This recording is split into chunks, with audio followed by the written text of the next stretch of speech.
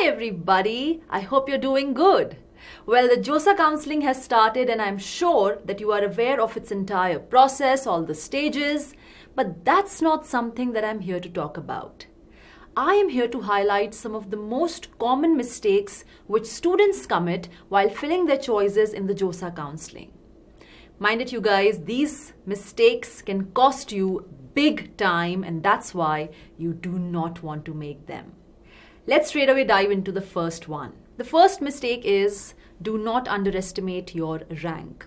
Let's say आपकी 5000 rank आई है. अब आप पिछले साल का डेटा एनालाइज करते हो कि किस रैंक पे कौन सा कॉलेज, कौन सा कोर्स, कौन सा प्रोग्राम मिला था एंड यू फाइंड आउट कि यार लास्ट ईयर 5000 रैंक पे IIT गुवाहाटी और उसके नीचे के कॉलेजेस मिले थे.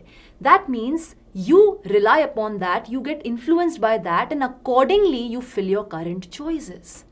मतलब आप टॉप मोस्ट प्रायोरिटी दोगे IIT गुवाहाटी को and then the next priority to the college is lower than that and so on and so forth. This is a blunder, this is a crime guys, क्योंकि इस बात की 100% possibility है कि last year जिस rank पे जो courses या कॉलेजेस अलॉट किए गए थे, इस साल सेम रैंक पे बेटर कॉलेजेस और बेटर कोर्सेज अलॉट किए जा सकें. इनफैक्ट बच्चों की प्रेफरेंसेस भी बहुत ज़्यादा चेंज होती हैं. लास्ट ईयर अगर majority of them opted for CS, this time it may happen because of increased awareness or because of these new fields emerging. ज़्यादा से ज़्यादा बच्चे can get attracted towards say AI or data science, machine learning and इसका consequence ये होगा कि यार CS की सीटें बच जाएंगी, vacant रह जाएंगी और कम रैंक पे भी आपको मिलने की वो चांसेस बढ़ जाएंगी. So guys, moral of the story is कि कभी भी अपनी चॉइस फिलिंग इस बेसिस पे मत करो कि मेरी रैंक के हिसाब से बेस्ट क्या मिल सकता है. No, your attitude, your mindset should be कि आई एम द बेस्ट, अब मुझे क्या मिल सकता है. Okay, so you have to visualize कि okay, you have topped the exam, you are the topper and now accordingly you have to fill your preferences. In fact, toppers जो होते हैं ना, उनकी एक बहुत ही मतलब फुल प्रूफ स्ट्रैटेजी बताती हूं मैं चॉइस फिलिंग की. They divided into 3 categories. Dreamy category और other the dream category, then the real category and then the backup category. तो सबसे पहले आपको अपने ड्रीम कैटेगरी के कॉलेजेस और कोर्सेज और प्रोग्राम्स फिल करने होते हैं. जैसे 5000 आपकी रैंक है और आपको IIT बॉम्बे में CS चाहिए. So that's like a dream, right? So all the creamy options you have to fill first. IIT Bombay का CS भर दो, इलेक्ट्रिकल भर दो and so on. Then you move on to IIT Delhi, वहां के सारे अच्छे courses. Then move on to IIT Madras, वहां के अच्छे कोर्सेज, फिर इन सब की dual degree and so on. So all the creamy options you have to give it top most priority. Then you come to the real category कि यार actually में मेरी जो रैंक है, मुझे क्या लगता है कि मैं किसके आसपास डेफिनेटली लैंड कर जाऊंगा. So what are my safe options, kind of like short options. वो है आपकी रियल कैटेगरी के ऑप्शंस जिनको आपको नेक्स्ट प्रायोरिटी देनी है. And then comes the backup category कि लेट्स से कट ऑफ बहुत ज्यादा चली गई तो ऐसा नहीं होना चाहिए कि यार मेरे हाथ में कुछ नहीं आया. So what are some of the options जो डेफिनेटली मैं बैकअप कैटेगरी में डाल के सिक्योर हो सकता हूं कि यार लेट्स से होम कोटा से, होम स्टेट कोटा से मुझे ये वाले NIT का ये वाला कोर्स तो मिल ही जाएगा. Let's put it in the backup option. So this is how strategically you have to fill your choices. Okay, you don't have to underestimate your rank guys, क्योंकि जब आप वो करते हो तो आपका जो स्कोप है to get a better college, a better course, a better programme, आप उसको बहुत ही लिमिट कर देते हो. Mistake number 2 is not being aware of your home state quota. देखो यार, हर एक स्टेट के NITs और IIITs में ना स्टेट कोटा होता है. मतलब they have a reservation quota for their state candidates which is at least 50%. This becomes extremely advantageous when you have a lower rank. जैसे कि फॉर एग्जाम्पल मैं MP से बिलोंग करती हूँ, मेरी 12000 रैंक है तो मुझे NIT भोपाल मिल जाएगा. लेकिन अगर कोई MP के बाहर का बच्चा है तो उसको सेम कॉलेज में एडमिशन लेने के लिए 4 या 5000 रैंक लानी पड़ सकती है. Are you understanding? इनफैक्ट एक बेटर सिनेरियो कंसिडर करते हैं. लेट्स से मेरी 5000 रैंक है और मुझे VNIT नागपुर में मटीरियल साइंस मिल रहा है. But because I belong to MP तो सेम रैंक पे मुझे NIT भोपाल का CS ब्रांच भी मिल रहा है. नाउ जस्ट अंडरस्टैंड, ओके, ये दोनों कॉलेजेस टक्कर के हैं. पढ़ाई दोनों में बहुत अच्छी है, प्लेसमेंट दोनों में बहुत अच्छी है. So they are kind of like at par with each other. Which one do you think is better for me? Of course, NIT Bhopal ka CS, right?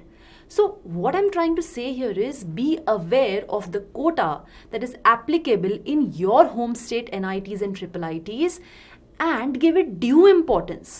मतलब अपनी preference list में ना अपने होम स्टेट एनआईटीज और triple ITs को बहुत decent priority पे भरो ताकि आप इस अपॉर्चुनिटी को बहुत अच्छे से एक्सप्लॉइट कर सको, एनकैश कर सको।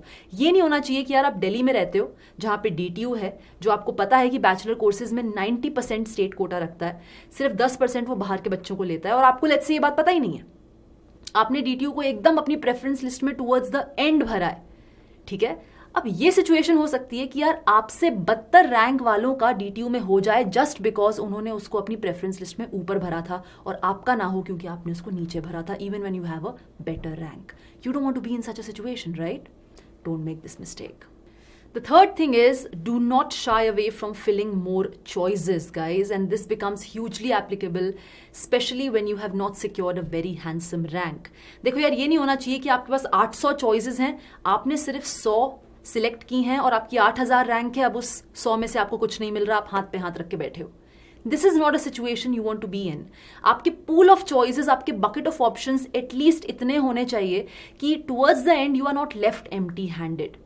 Because one thing which you must realize is that even if you've just cleared JEE Main, then also you are exposed to so many NITs, triple ITs, GFTIs, और इसके अंदर आपके होम स्टेट NITs और triple ITs भी included है. तो इतने options जब आपके पास हैं तो एटलीस्ट 300-400 ऑप्शंस तो आपको भरने ही चाहिए, जिससे कि आप अपने ऑप्टिमम सोल्यूशन तक जाने की चांसेस को मैक्सिमाइज कर पाओ. मतलब आपके रैंक और आपके परसेंटाइल के हिसाब से जो भी बेस्टेस्ट पॉसिबल कॉलेज है, कोर्स है, प्रोग्राम है, वहां तक पहुंचने का स्कोप तो खुला होना चाहिए ना, right? So do not shy away from filling more choices. Next thing is, do not rush into freezing or sliding your options, especially in the initial rounds. Let's say आपको first या second round में IIT Guwahati का chemical मिला है. Now, in your preference list, this is at the 10th number. मतलब शुरू के 9 options आपके हिसाब से बेटर ऑप्शंस हैं, पर आपको लगता है नहीं यार, इससे अच्छा मुझे और कुछ नहीं मिल सकता, let me go for it. तो you opt to freeze this option. इसका मतलब you are accepting that seat and you are no more a part of the JoSAA counselling. तो आगे के राउंड्स में आप पार्टिसिपेट नहीं कर सकते. This is something that you do not have to do, guys. Sensibly होता है कि आप 6th round, 5th round, basically end के राउंड्स तक डेफिनेटली जाओ, क्योंकि आपकी chances of course getting upgraded और college getting upgraded are huge. लेकिन अगर आप इनिशियल राउंड्स में ही अपने ऑप्शंस को फ्रीज कर लेते हो तो your chances of getting a better college और a better course become 0 and you do not want that. On the other hand, if you choose to slide this IIT Guwahati का chemical वाला option, that means in a way you are fixing the college.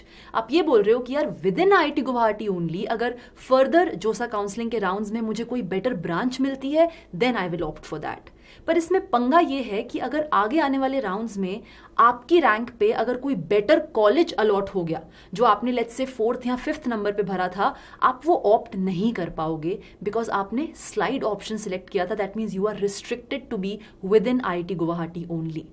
आप IIT Guwahati के अंदर की branches में slide मारते रहोगे but you won't be able to move out of this college and this is a very very helpless situation to be in. तो अपने preferences इतने स्मार्टली भरना कि यार स्लाइड की चांसेस ना आए. आपको रहना है फ्लोटिंग कैटेगरी पे. जब आप किसी ऑप्शन को फ्लोट करते हो मतलब आप उसको रख रहे हो पर फ्रीज नहीं कर रहे हो, एक्सेप्ट नहीं कर रहे हो. It is an open option. आप ये कह रहे हो कि यार आगे आने वाले राउंड्स में अगर मुझे इससे बेटर कॉलेज या इससे बेटर कोर्स या इससे बेटर प्रोग्राम मिलता है तो I will opt for that. So you have to try more and more to be in the floating category, not in the freezing और sliding category. Last but definitely not the least is, do not fall in the trap of look alike. IIT और triple IIT में सिर्फ एक आई का फर्क है और if you miss out on looking at this extra I, it can cost you big time. हो सकता है आपने JEE एडवांस क्रैक किया हो विथ डिसेंट रैंक एंड आपको लगता है कि यार IIT हैदराबाद को आपको अपनी प्रेफरेंस लिस्ट में प्रायोरिटी देनी चाहिए, बट गलती से IIT की जगह आप ट्रिपल IIT हैदराबाद को प्रायोरिटी दे देते हो एंड IIT को आप नीचे रखते हो. तो होगा क्या, आपको ट्रिपल IIT मिल जाएगा जो कि एक्चुअली में बहुत कम रैंक पे भरा जाता है, और ट्रिपल IIT के नीचे जितने भी ऑप्शंस हैं वो सारे इनवैलिड हो जाएंगे, मतलब IIT आपको नहीं मिल पाएगा. So this is not a situation you want to be in. So be extremely careful while filling your choices. And with that, it's a wrap, people.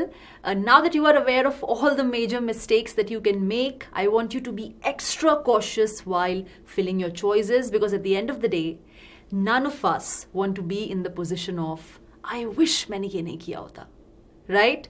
On this note, it's me, Bhumika, signing off. We'll see you super soon again. Take care. Bye bye.